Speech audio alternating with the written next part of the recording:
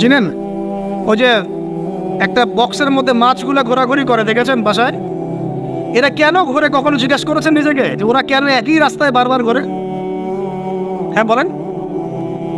ব্রেইনের ধারণ ক্ষমতা এতটুকুই, ও যে রাস্তা দিয়ে যায় ও ভুলে যায় কোন রাস্তা দিয়ে এসেছে।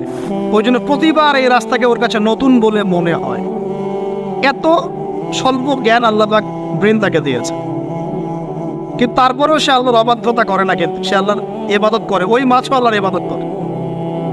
এখন আমাদের সমাজে এমন কিছু মানুষ দেখতে পাওয়া যায়, জ্ঞান বুদ্ধি মাশাআল্লাহ এমন বলদের পর্যায়ে, যদি বলি কাশ্মীর মনে হচ্ছে জান্নাত, বলবে যে কাশ্মীরকে জান্নাতের সাথে তুলনা করছে। সুবহানাল্লাহ। যাই হোক, আপনাকে যেটা বলছিলাম, যদি এই বিয়ের ডিসিশন আপনি ঠিক রাখতে পারেন, দুনিয়াতে জান্নাতের একটা ফ্লেভার পাবেন ইনশাআল্লাহ। এই সৌভাগ্য নবী সাল্লাল্লাহু আলাইহি ওয়াসাল্লামের হয়েছিল, কারণ তার ঘরে খাদিজা রাদিয়াল্লাহু আনহার মতো একজন স্ত্রী ছিলেন। সারা দুনিয়া তার বিরুদ্ধে, কিন্তু বাসায় গেলে তিনি প্রশান্তির সাথে থাকেন। এটা নিয়ামত না?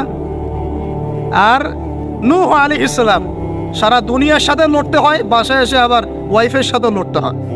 নূহ আলাইহিস সালামের ওয়াইফ কিন্তু ঈমানদার ছিলেন, বুঝছেন দাদা? তো এই যে দুনিয়াতে পরীক্ষা। এখন দেখুন, আপনাদেরকে বলতে যাচ্ছি যে রমাদান আমাদেরকে তাকওয়া শিখিয়েছে, মানে আল্লাহ পাকের সমস্ত নিষেধ বর্জন করা।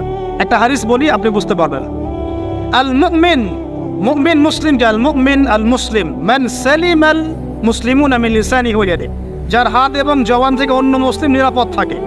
আর আল মুহাজির, মুহাজিরকে মান হাজারা মা নাহা আল্লাহু আন, আল্লাহ পাক যা নিষেধ করেছেন এখান থেকে সে দূরে থাকে, আল্লাহ নিষেধ থেকে